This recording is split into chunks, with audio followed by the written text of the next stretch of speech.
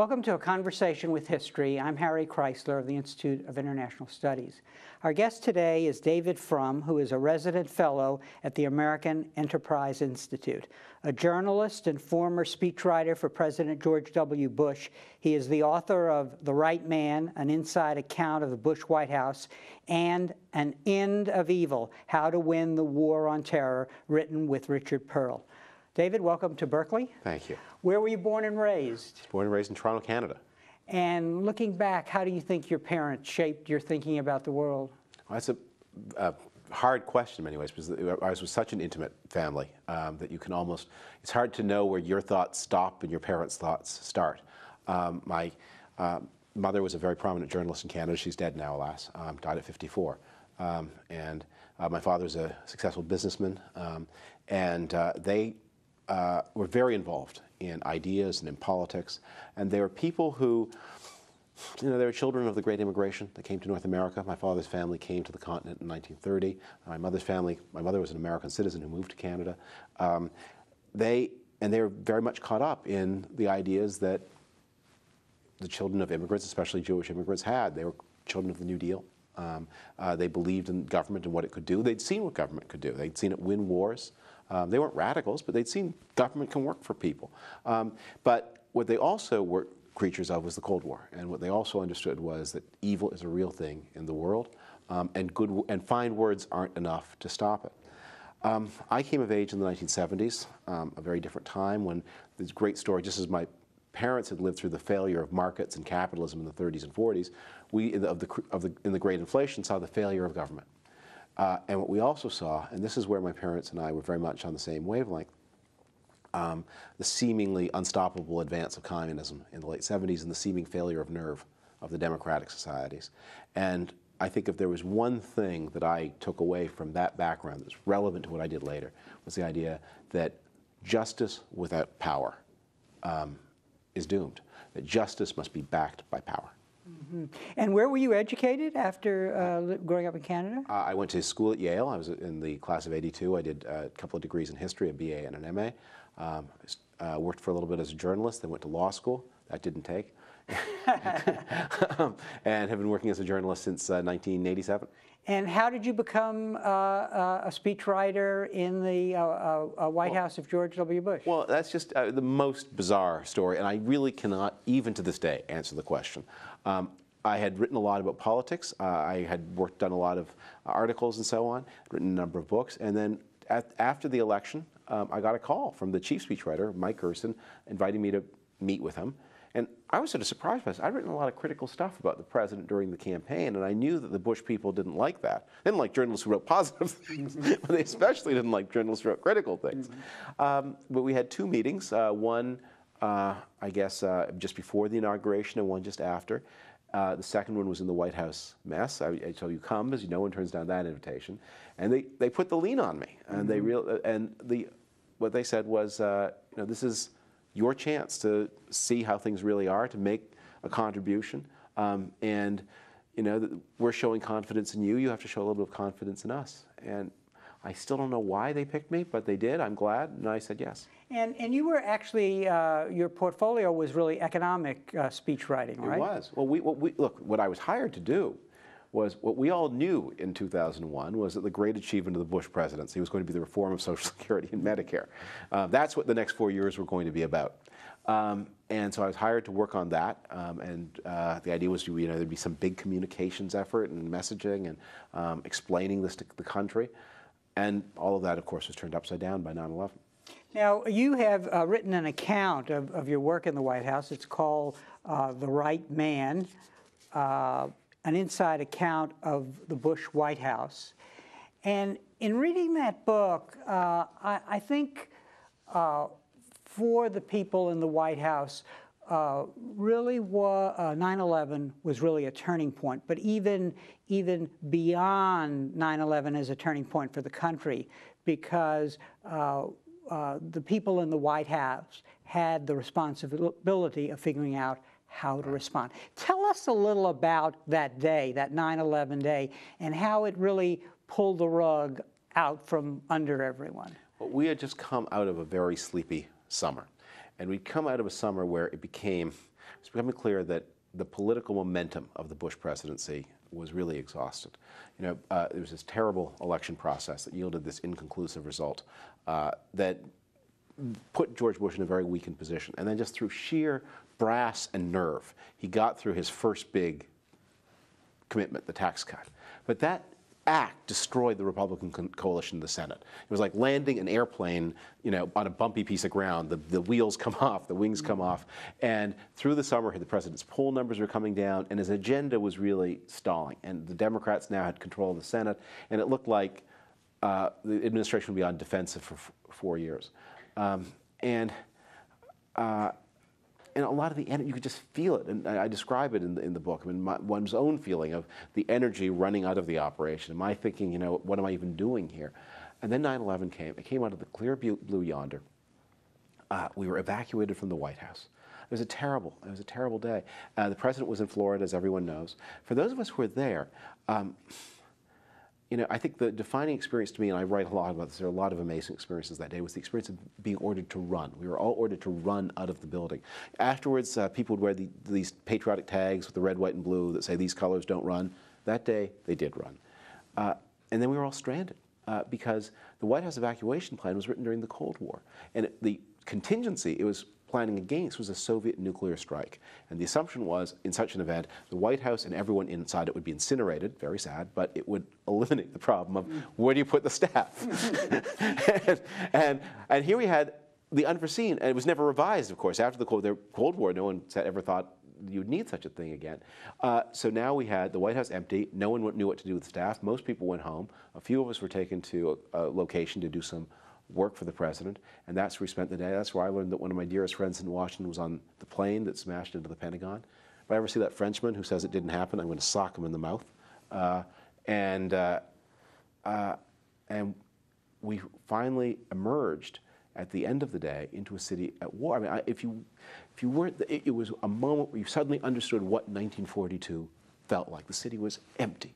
There were tanks everywhere, not tanks, but armored personnel carriers and small fighting vehicles everywhere, and soldiers with enormous guns on patrol. And the lights, the flags were still up. The next day, everything would be at half staff, but the flags were still up and the lights were on, but the city was empty. And we walked back to the empty White House, and we filed in to watch the president speak to the nation.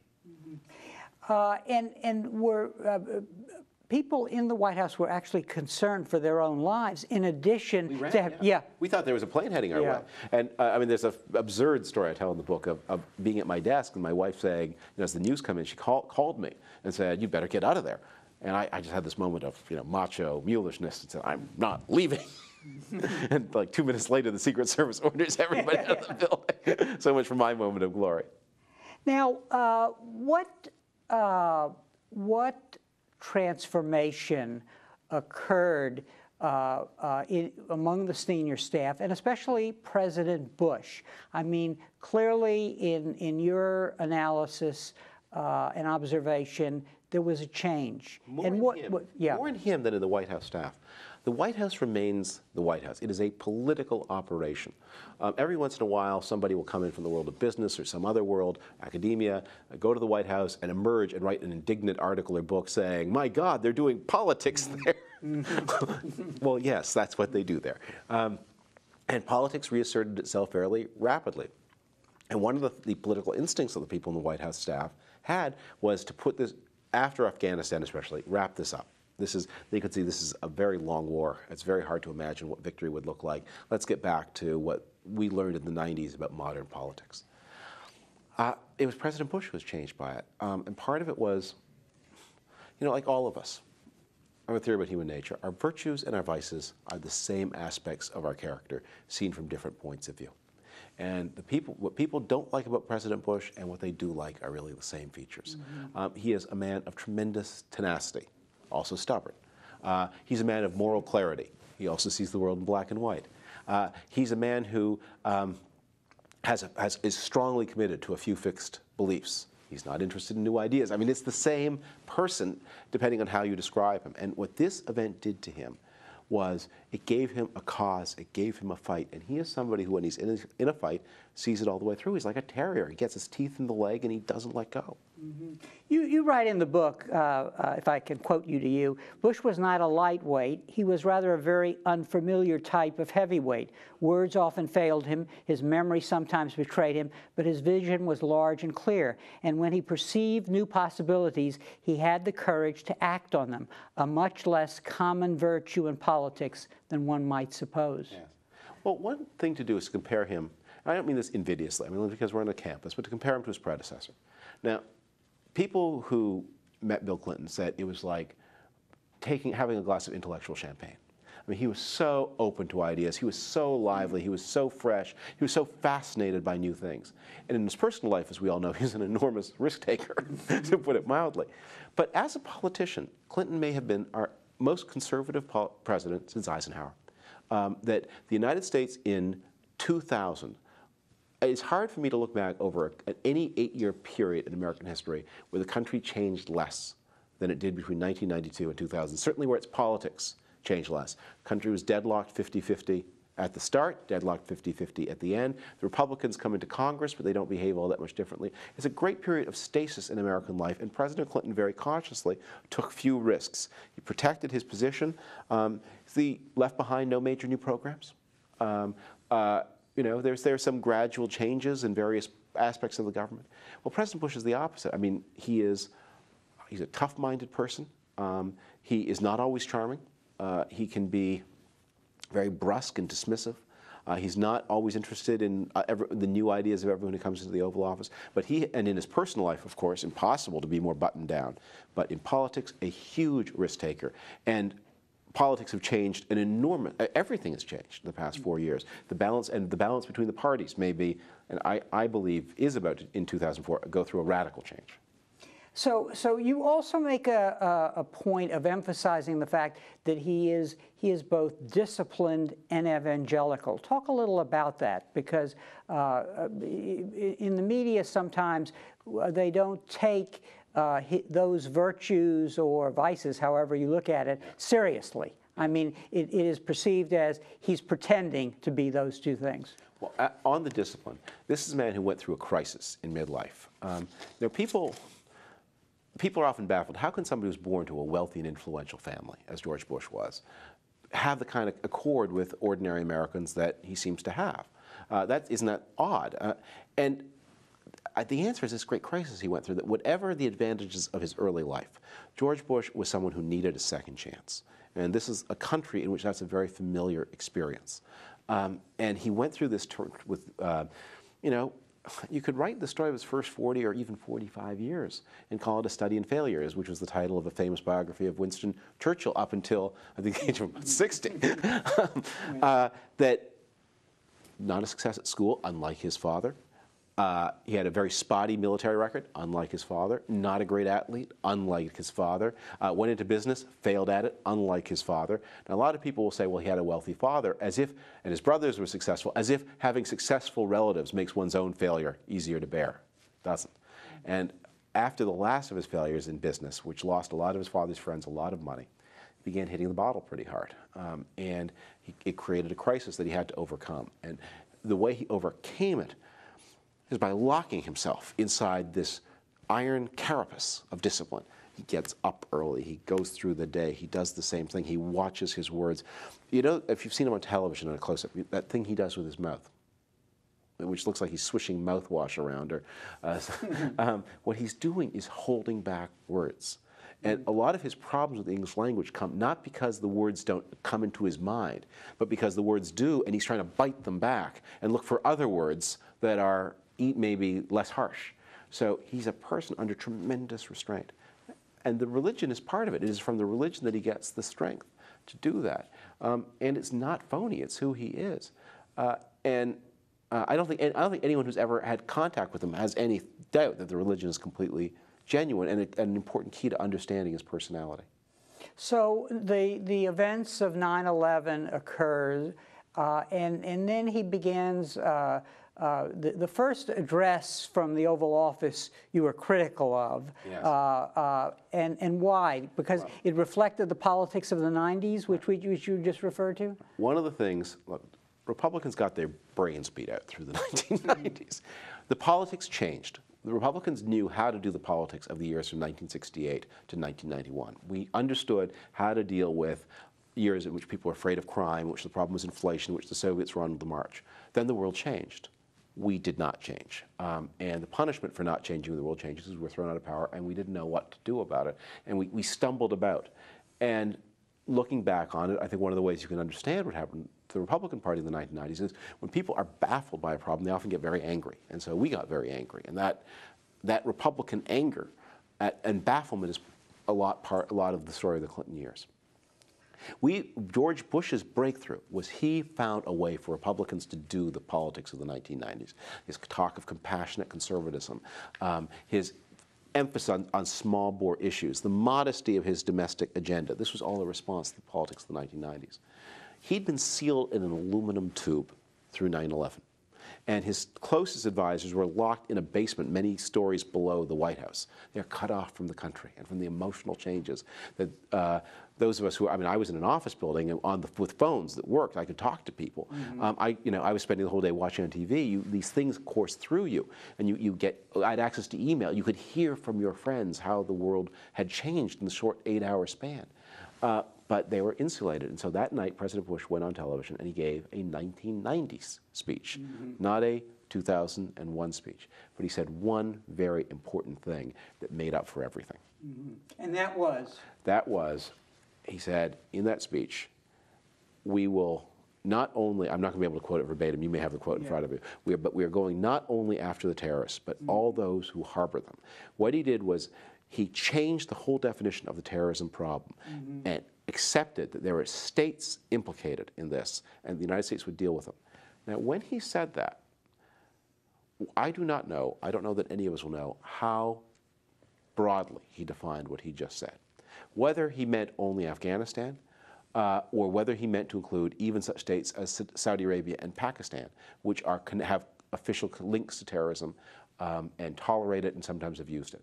But whatever was in his mind exactly, he laid down, it's like a constitution.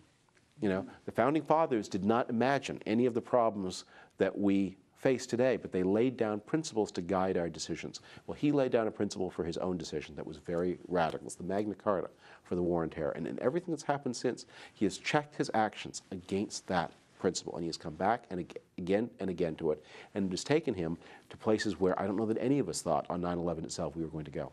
In your book, you actually, I have the quote, "We will make no distinction between the terrorists who committed these acts and those who harbor them." You also say that it was very important that he saw what had happened as an act of war. Yes. Look, up until, through the 1990s, there was an escalating series of terrorist acts, as there had been through the 70s and 80s. You can tick off the series. The attack on the First World Trade Center, which killed a number of people that was ultimately unsuccessful, the assassination attempt on the first President Bush by Saddam Hussein, and so on. The Khobar Towers, the embassy bombings, the coal. And through these, the United States reacted very much as it had traditionally done, by understanding these as sort of lunatic acts, works of criminals, and primary responsibility for dealing with them was given to the FBI, which is an institution that's not very good at counterterrorism, in fact, quite wretched at it. And I mean, they're terrible. When you go through the record, they're terrible, embarrassing stories. Like, in 1990, Egyptian illegal immigrant, or I think he may have been legal, I don't know, shot and murdered a rabbi named Meir Kahane, who was a Jewish fanatic, extremist and quasi-fascist. Killed him in New York. The assassin, a man named Nasser, was part of the same cell that blew up the World Trade Center in 1993. It tried to. And the police went into his apartment. They got a bunch of documents in Arabic. They boxed them and put them in a basement somewhere. And nobody read them until after the blowing up of the World Trade Center. And then they discovered, oh, he was not a lone nut. He was part of a larger conspiracy. But because it was a police investigation, they approached it in the wrong way. And same thing happened after the bombing of the coal, that the FBI took the lead. We never thought in the 1990s of terrorism as being essentially political. And this is one place where the right and maybe the left agree, is that that we should understand terrorist acts not as the work of deranged small groups, or small groups of deranged people, but as political acts seeking to achieve political ends. Now, where the right and left differ is the left tend to say, aha, well, if somebody is mad at us, he must be right. So we need to understand what he wants so we can give it to him, whereas the right says we need to understand him so we can find him and kill him. So, and as a speechwriter, is this a fertile ground? I mean, you know, God forbid this terrible thing has happened, but it is a fertile ground for new ideas, which I guess is partly one of the motivations for being a speechwriter, that you're in the right place at the right time, and the words that you carve will really have a much broader impact. You know, compared to, say, a Prime Minister of England, a president has actually astonishingly few legal powers. Prime Minister of England can take England to war all by himself. He doesn't have to have a vote in Parliament, nothing. The President of the United States has to get a declaration of war. Prime Minister of England can pick anyone he wants to be in his cabinet or to be a judge. The President subject to the Senate. The great power the President has is that he is the most prominent person in the biggest media event on the planet. He has the attention of the nation and the world. And when he speaks, everybody listens. In fact, one of the things that was difficult to go, that I often compare it to, going from journalism to speech writing, was it was like, I'm just old enough to remember this, that making the transition from playing tennis with a wooden racket to playing tennis with a graphite racket is suddenly every ball, everything you say sounds too loud, because a journalist always has the problem, how do I get people to pay attention? The president never has that problem. So how, I can see how the influence of your background came to play here, because it's the best game for a person interested in ideas in the world, on the one hand. Actually, you know, I'm not sure I would agree with that. Yeah. Because the politics of the United States are not always about ideas. In fact, usually they're not. And one of the things that disillusions people and excites others is, and the thing that gives this country its extraordinary stability, is most of the time politics is about dams and bridges and free eyeglasses for old people, and new weapons systems, and it's about the concrete stuff. And that's, I mean, but that's in many ways, that's an idea. The founding idea of the United States is, you know what, the great thing about discussions about money is you can always split the difference, which you cannot do in many other kinds of discussions. And the American political system is extremely practical.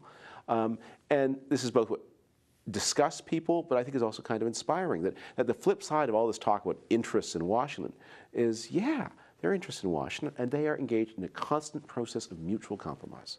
Unlike some other political systems, which are based on principle, in which the only recourse people have is to kill each other. How important was your background in history for understanding the importance of 9/11?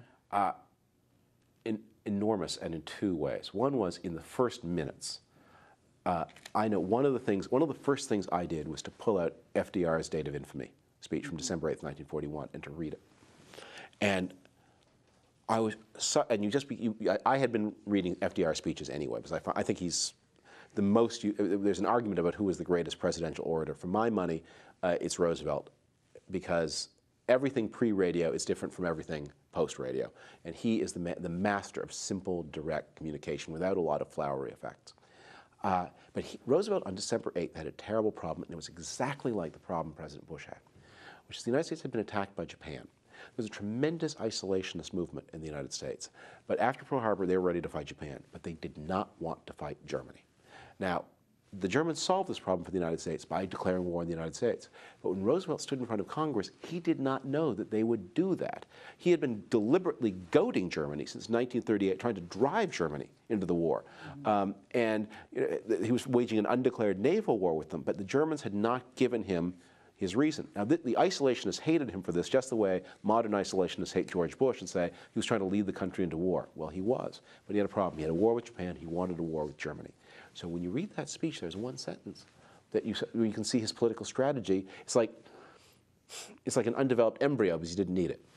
He said, I know I speak for the Congress and the American people. He didn't. I know I speak for the Congress and the American people when I say that we will fight this war in such a way, again, this is not an exact quote, not only to defeat this enemy, but so as to ensure that we are never threatened by this kind of treachery again. In other words, Congress, my war policy is going to be planned not just for defeating Japan, but for so protecting ourselves against Nazi Germany that they can't threaten us. Well, what do you have to do to make sure that Nazi Germany can't threaten you? You have to destroy it.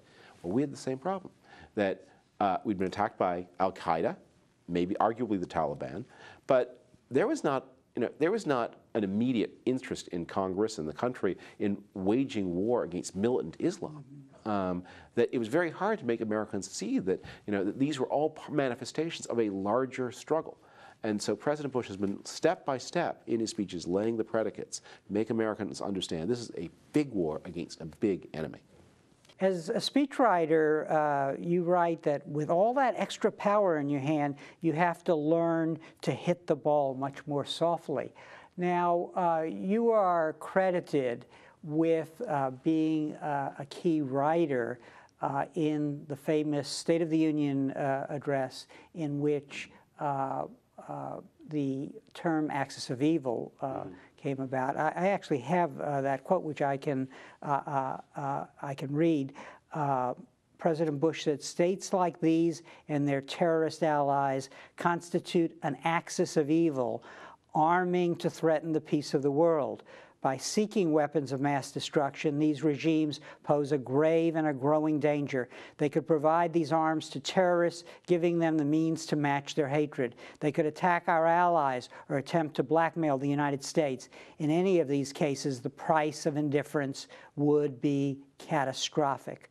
How did the phrase, let me put it this way, what was your contribution to the drafting of this speech? Because I know it's a group process. It's like, one of the jokes that I heard soon after I got there was, you'd always have 2 or 3 guys around a computer working on these things. It was like Tin Pan Alley, and one of the senior staffers one day referred to the writers as the light bulbs, and I thought, what a fabulous compliment that the administration is supposed to be the best and the brightest, and we're the light bulbs, so presumably we're the brightest. And the next time I heard the phrase, I said, that's really fabulous. That's really great. It's quite a compliment. And he said, oh, no. It's based on the joke about how many does it take to screw in a light bulb.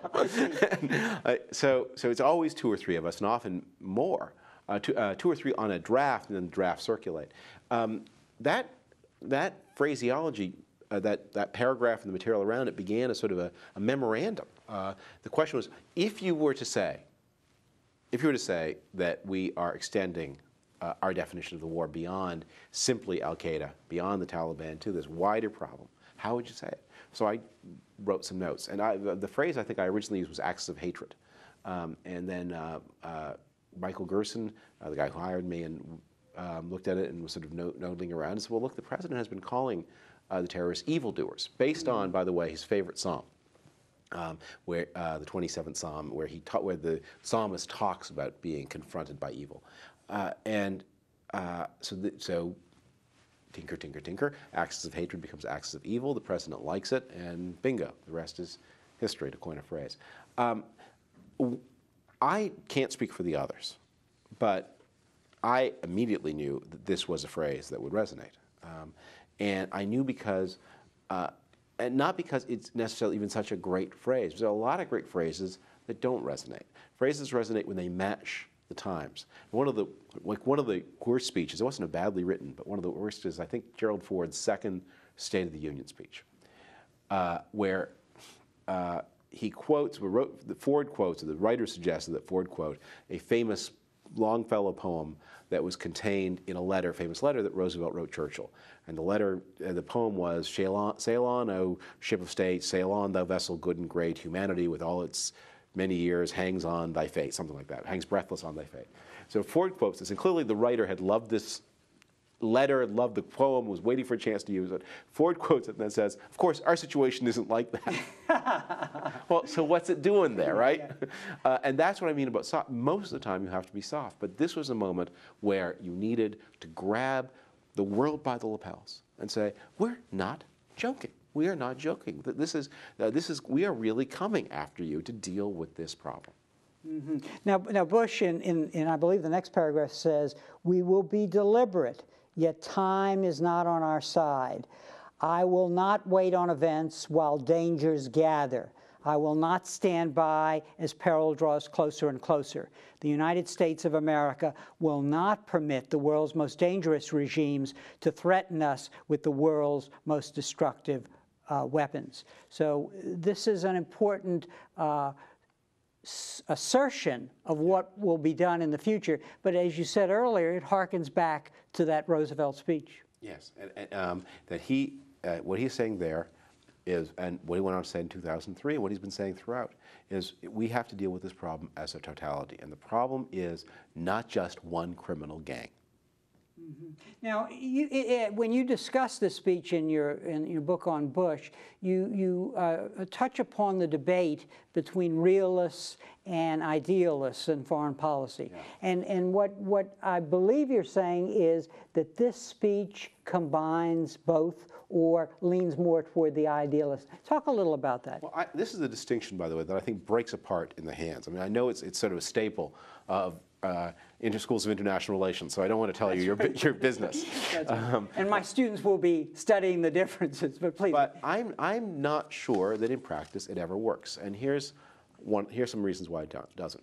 First, whenever anything important happens in foreign relations, you need to mobilize the American people. Mm-hmm. Presidents, as I mentioned before, governments are not one-man shows, and presidents do not rule by fiat. They rule by consent, they rule with Congress. If you want to mobilize the nation, you have to speak to its values as well as its interests. And you can never speak to just one. If you speak only to its values, you get the Kosovo War, which is something of total lack of interest in the country. And if you speak only to its interests, you get the Nixon-Kissinger foreign policy, which collapsed, was attacked by both right and left. You have to talk to both, and so every president has to be both. But second, and especially in the Middle East, one of the things we discovered after 9/11 was that the realists had not been realistic. The realists said the internal character of states like Saudi Arabia doesn't matter. All that matters is their external behavior. Well, wrong. And when you think about it in retrospect, obviously wrong. The internal character of a state predicts its external behavior. And so as the world gets smaller and smaller, and as the warning time for the use of catastrophic weapons gets shorter and shorter, we have to be interested and at least aware of the internal character of states. And partly because there are certain states with certain kinds of internal characters who will seek external confrontation as the solution to their internal problems, as many of these Islamic states have done, and as the Saudis in particular have done. Mm-hmm. Now, in crafting a speech like this, are you trying to tap American political history? Well, obviously you are, because you've talked about Roosevelt. But I guess where I'm leading is George Bush a Wilsonian? In other words, is he hearkening back to that view of the world? Well, I hate to, was Woodrow Wilson a Wilsonian? Mm-hmm. I mean, do these categories exist in real life? Wilson did a lot of pretty cynical things, yes, he spoke the language of democracy. At other times, he did a jumble. I think that I don't know how much you achieve by saying, let us construct a series of intellectual categories and then see whether an event fits into this. I said, let's understand it on its own terms and say, what was President Bush trying to achieve? How does he think about these things? How does he think? Believe me, he would not say he's a Wilsonian or a non-Wilsonian. What he would talk about is he's got a very clear perception of a problem. On this, one more thing on this realism business. I mean, President Bush's foreign policy has been highly criticized by people who call themselves realists, and that they have all kinds of unflattering terms for the people whom they are criticizing. The favorite is the term neocon, neoconservative, a word that used to mean something and now seems to mean really nothing, except it's an epithet. But the reason that the people who call themselves realists lost the major arguments in the first 2 years was because when you ask them, what would you do? Well, here, New York's on fire. The Pentagon's been blown up. Thousands are dead. What would you do? Their action list sounded exactly like the list the United States had followed through the 1990s. We'd pursue individual terrorists. We'd work with our Middle Eastern allies and our European allies to try to track them down. We'd try to achieve progress on Israeli-Palestinian peace. We'd maybe make some nods toward internal reform. And if the largest catastrophe in American security history, the greatest intelligence failure, the greatest foreign policy failure, if that does not suggest the need for some new approach, then your adherence to this idea is not very realistic. Even in Washington, complete, abject, and conspicuous failure will discredit a policy. So is it fair to say then that President Bush not only was taking a stand of defense, but really going on the offense and saying, we stand for something, namely liberty and freedom, and we're going to go into the world and change countries to make them more like us? Well, we're going to change countries to make them less dangerous. Less dangerous. You know, he gets a lot of brush off for this talk about liberty and freedom, but this is an argument that we pursue in Richard and I in the new book. When people say that's ridiculous, the Islamic terrorists don't think about it, or aren't concerned about our freedom, they forget that they are very concerned about the freedom not just of our men, but of our women. And it is profoundly offensive. They get MTV, and they see a culture which accords a kind of position to women that they think is profoundly offensive and threatening. They look at the place of religious minorities, including Jews. Christians are a religious minority, of non-Muslims in our society, and they find it profoundly offensive. And it is a response to those things that largely inspires them. They feel profoundly threatened. I say this not as an excuse. The Soviets also felt profoundly threatened, and the response to when authoritarian people feel profoundly threatened, they respond with profound aggression. What threatens them? What makes them feel that the West is coming after them in their havens? It is precisely the dynamism and creativity of the West. That the things they want to change, there's a suggestion that all of this would go away if we created a disarmed, neutralized Palestinian state on a few acres in the West Bank and Gaza. That strikes me as nuts. You could do that. It would still be true that that Muslims would feel that their civilization was under question and jeopardy from an outside world that was more dynamic and that was surpassing them in ways that were profoundly offensive to them. And you're speaking of the Muslims who are terrorists and not necessarily the whole Muslim world? Or Well, I think we need to think of this as concentric circles, that there are those who are terrorists. There are those who support and assist terrorism. Then there's a larger culture, which is much bigger, of Islamic extremism, not all of whose members resort to terrorist violence, but where there's a large climate of opinion in the Islamic world that is very sympathetic to what the terrorists do, and that creates the intellectual framework that justifies and condones it. You know, one of the problems that the United States has had in making its case in the Islamic world is that we'll talk about 9/11 and the attack on innocent human life, and we'll discover, well, people disagree about who is innocent and who is not. Now, I think both the terrorists and then the extremists are minorities within this larger world. And one of the things Richard and I profoundly believe is that in important ways human beings are similar, and that the aspirations for dignity and opportunity and a say in one's own life are universal. And even if they originated in one culture, they are rapidly perceived, desired, and imitated in others. But we ought not also to blind ourselves to the fact that there is a large infrastructure that supports terrorism, and that is part of the job for American foreign policy. Mm-hmm. Now, you're referring, and we should show right now, the new book that you have written with Richard Pearl is called An End to Evil, How to Win the War on Terror, and it's just been published. So I guess the question I have for you, is this a manual for foreign policy after 9/11? I hope so. It's certainly a manual for after Iraq, that we are very concerned, and at the time especially we sat down to write this, we were very concerned at feeling that some of the fighting oomph had gone out of Washington. That all, and not just politically, but that even institutionally, bad old habits were reasserting themselves. And we wanted to say, both to the administration and to the public, because administrations look to the public, here is how it can be done. This is not a futile task, it is an achievable task. Do this and do that. And to the public in particular, expect this and expect that, and judge your leaders in the light of this, because the gravitational drag is very strong. Mm-hmm. Now, is the after Afghanistan, I guess Iraq is the first test case for the Bush doctrine in a way. It's one. There have been other cases, some of them more quiet, but it is certainly the biggest and most conspicuous and probably most important of the early cases. Now, do you feel that the administration failed in its efforts to plan for the future of Iraq after military victory? Well, no, I think that when you're dealing with wars and unpredictable circumstances, you have to, it's too easy to say that when you make a malprediction, that you've somehow failed. Robert E. Lee had a wonderful line. He was once asked, why did the South lose the war? And he replied, well, it's simple. All our best generals were writing for the newspapers. and there are all kinds of people who tell you after the fact, you know, it turns out, guess what? The Pentagon did elaborate preparation for a humanitarian catastrophe in Iraq. They had elaborate preparations for refugees, for hunger, for the breakdown of basic infrastructure. Had there been a water shortage, they were ready. Were there a food shortage, they were ready. If houses had been destroyed and people needed tents, they were ready.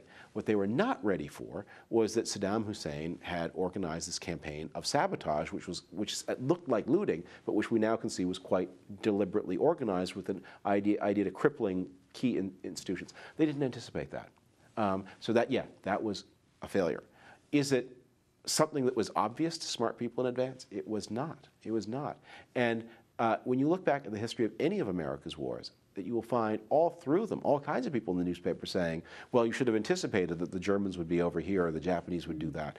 But wars are a constant process of making mistakes, terrible mistakes with terrible consequences, and then scrambling to rectify them on the way to victory.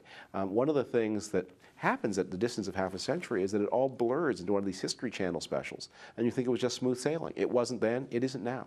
And one of the problems with the Iraq War was the divisions within the government itself, basically. Absolutely. Yeah. It was very hard, for example. Everyone understood in theory that we ought to have some kind of provisional government ready to go to put an Iraqi face on the liberation of Iraq. But we could not resolve the question of who it was to be. And that was a problem that we should have had resolution. That the State Department and CIA had their candidates who were drawn largely from the Ba'athist milieu, or the military, people who were in country, who had recognizable names, but who were also completely compromised by their association with Saddam Hussein, and who had rather sinister ambitions for the future of Iraq, versus the people of the Defense Department and the White House and some external intellectuals who were sympathetic to the Iraqi National Congress, which was made up of exiles largely, mostly Shiites. There's an important part of the story, too, is the sinister influence of Saudi Arabia, which is absolutely horrified at the idea that you could have a government anywhere in the Arab world in which Shiites played an important part, because they have large Shiite minorities inside Saudi Arabia who are very badly oppressed. And if this idea that Shiites have a right to be consulted ever catches on, there's no telling from a Saudi point of view where it will lead. You fault in your Bush book the theories of modernization, the steps that one has to go through to achieve democracy and markets and so on. And you make that as a criticism because you argue that it's immobilizing for parts of the government. Therefore, you can't do anything anywhere. Is that still the case? I mean, I guess where I am is trying to understand. You've made the case for action. You've made the case for trying to make transformation in this part of the region, but how it works its way through the system that's there on the ground seems... In the country? Yeah, in the country, yeah. So that now we're in a situation where the Shias basically are calling for democracy now, in essence. Look, we are going to be doing a lot of experiments, and we're going to make a lot of mistakes. And if we'd had our druthers, probably we would all be talking about different things. But the fact is, this problem of Islamic extremism was one that the United States ignored for a long time. And we lost a lot of time. And now it's thrust upon us, and we have to make the best resolution of it that we can. We have a series of ideas. We have to approach them in a humble spirit and a spirit of experimentation. I mean, in Iraq, for example, we have an opportunity to make a success. It may also prove to be a failure. But at a minimum, we are going to do a couple of things. One is we are going to give the lie to the claim that the United States wanted Saddam Hussein and people like him in power, which is a lie that was widely believed in the Arab world. We have demonstrated that powerful dictators in the Arab world are not as powerful as they look. That no one is beyond the reach of American power. That's had a big impact on Gaddafi. It may have an impact on the Iranians.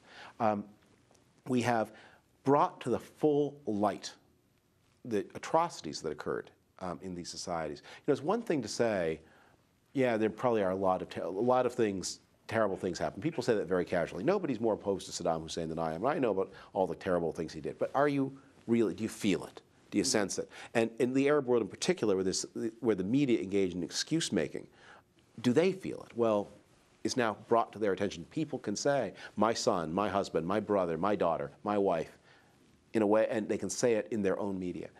We've done something else which is strategic and important and ought to please the so-called realists, which is we have, by bringing the second largest oil producer, or potential oil producer, in the Middle East back into the world community, we have loosened a little bit the Saudi grip on the American throat. And their ability to threaten the United States is much weaker, and America's ability to be stern with Saudi Arabia has become a lot greater. Mm-hmm. Now, this agenda in the end of evil is quite ambitious, and it is written in such a way that suggests to me it's not clear that it will be adopted by the Bush administration or any administration. But let's walk through that. Abroad, you really think that we need to rethink our relations with, for example, the Saudis and other Middle Eastern leaders? Talk about that. What we need to have a much clearer idea of is that we should not be content with half measures. That many of the governments in the Middle East have become very expert in trying to figure out how much they need to give the United States to get away with the other things they do. Mm-hmm. And they've taken the measure of the United States in the past, and they administer little favors one by one to buy tolerance. Well, after 9/11, the United States, I think, is entitled, and all this maybe should have happened a lot sooner, to demand nothing less than total cooperation. That's what that with us or against us message is about. We are not going to take a little dribble of intelligence from Syrian intelligence in return for allowing the Syrian regime to stay in power and continue to do the things it's doing. Not going to do that deal with the Saudis. We're not even going to do that deal with the Egyptians. If you want to be regarded as our friends, you have to be completely on board on the anti-terrorism cause, no reservations. So that's part of it. What we also have to understand is that the political failure and the economic failure of these societies presents a challenge and threat to us. Egyptian unemployment rates are breeding grounds for these frustrated young men who then become the foot soldiers of al-Qaeda. Ditto for the boredom and listlessness of Saudi society. It is not a matter of indifference to us that the Saudi regime has shut down every possible way of expressing dissent except for the mosque. That's important to us. And you want to play hardball, because at one point in your book you suggest that a lot of the Saudi oil is in Shia territories, or at least where the population is a third of the people there, and that the U.S. should point that out to the Saudis with obvious implications. Yes, I think the United States is entitled and is right to be stern. I mean, look, we don't have one answer for every problem. There are a lot of problems where the correct approach is the soft approach. There are a lot of times when you have to woo and placate. But just as it's wrong to say the answer is always force, it is wrong to say the answer is never force. And sometimes force or the threat of it is necessary. Diplomacy, in my view, is not the art of smoothing relations. Diplomacy is the art of getting your way through words. And sometimes the right words are please, please, please. And sometimes the right words are do it again and we'll knock your teeth out. Mm-hmm. And in the case of the Pakistanis, for example, you're more inclined not the soft approach to Pakistan. Yeah. Look, Pakistan is a hugely troublesome state. But it's a state that is troublesome not because the government is making corrupt deals with bad people, but because the government and state are so weak that the processes of order are breaking down. And they've got highly capable people in Pakistan who can build modern weapons. But at the same time, they have a country in which an extraordinary proportion are illiterate, and especially women. We need to find ways to stabilize Pakistan. And people will sort of say, oh, that's impossible. But India, if you look at what has happened in India since 1947, that society has, to a great extent, worked. And right now, the people in charge of India are not a very attractive bunch, but it is partly Pakistani extremism that has brought Hindu extremists to greater power in India. And if one could de-escalate this relationship, and there are ways to do it, you would find more moderate voices rising to the fore in India and more prosperity in Pakistan. So, practical. What does this mean in practical terms? Pakistan badly wants a free trade agreement with the United States. it should have it. But it should be required as part of the process of getting it to negotiate a free trade agreement with India. And that's happening now. That has begun. We need to have, then we get into some technical measures. Pakistani and Indian nuclear arsenal should be accepted as a fact. And the United States approach of pounding on the barn door after the horse is gone is not useful. Since it's a fact, they need training and American advice to make sure their weapons are under strict control, that they can only be fired by proper authority, that they are all accounted for, they can't be smuggled away. That's going to require some technical assistance.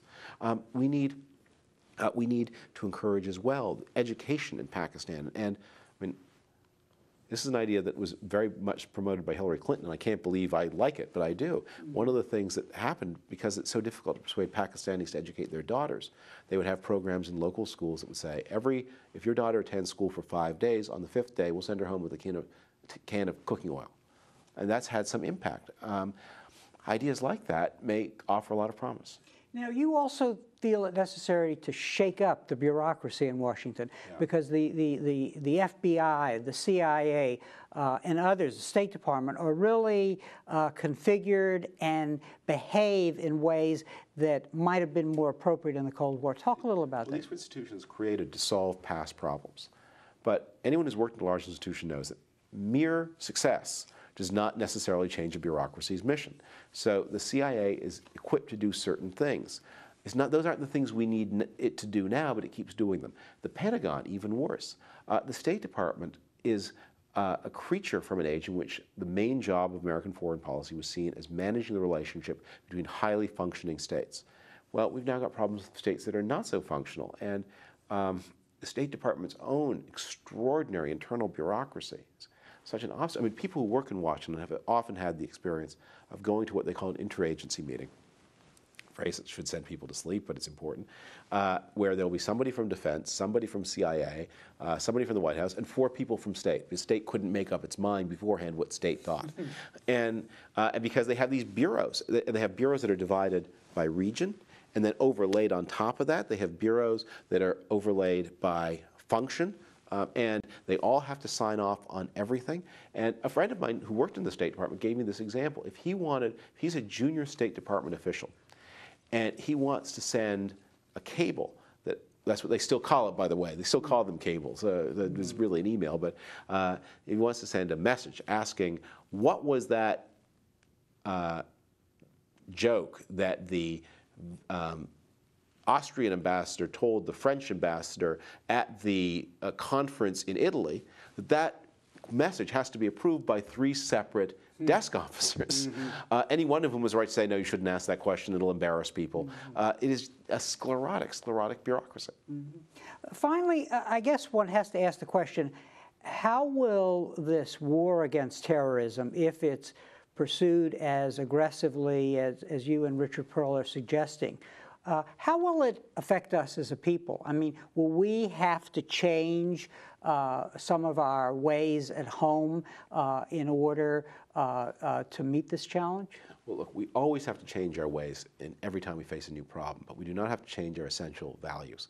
And one of the things that people who don't want to fight the war will often say is, look, important American values of privacy and liberty are going to have to be compromised. They are not, but there are going to have to be, as there were in the 1940s, as there were in the 1910s, there are going to have to be changes made to bring us up to speed with new problems. For example, one of the things the Patriot Act does is to say it used to be that you had to get a search warrant for every telephone somebody owned if you wanted to wiretap them. Each number had to have its own warrant.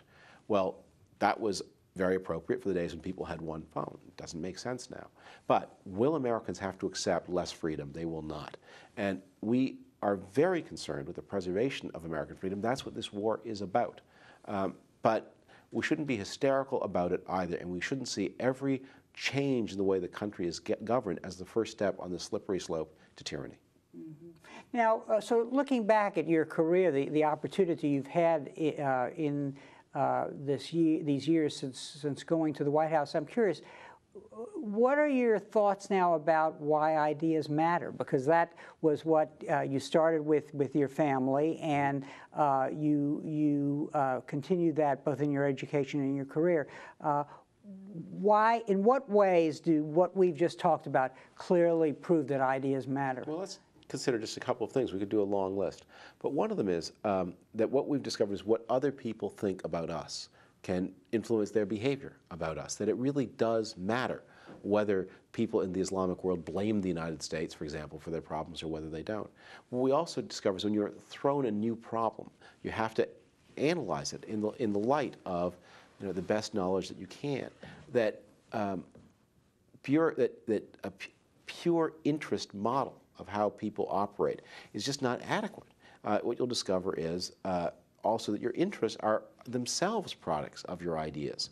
I mean, how much of our relationship with the United States should be governed by our need for oil? Well, people used to have an idea that it should be nearly all of it. Well, that was tested by experience. It proved false, and now we need to rethink that and re-examine it. Mm-hmm. And if you were given the opportunity to talk to students of U.S. foreign policies or students preparing to be part of the foreign policy process, what advice would you give them, A, and then B, what do you think the legacy of the Bush administration is going to be? Well, I can give them a short piece of advice or a long piece of advice. The short piece of advice is be prepared for anything, because anything can happen. And maybe the longer advice I would give is spend less time on the question of these theoretical constructs and more time studying how things looked to people at the time with the choices that they faced. What was the second half of the question? I'm sorry. The second half of the question is, what will be the legacy, do you think, of the Bush administration? Of course, there may be a second term, but if we were judging it at this point in time. I think it is very early days, and I'm pretty confident there will be a second term, but my guess is that it will be the administration that grappled with this terrorism problem, for better or for worse, that people will judge it according to how well or how badly it did that. And we don't yet know the answer to that. I think on the whole, taken all in all, they've done a reasonably good job, but there's so much more to go, and we need to work so hard. Mr. Frum, thank you very much for taking time for your busy schedule and being here today. Thank you very much. It's a pleasure. And thank you very much for joining us for this conversation with history.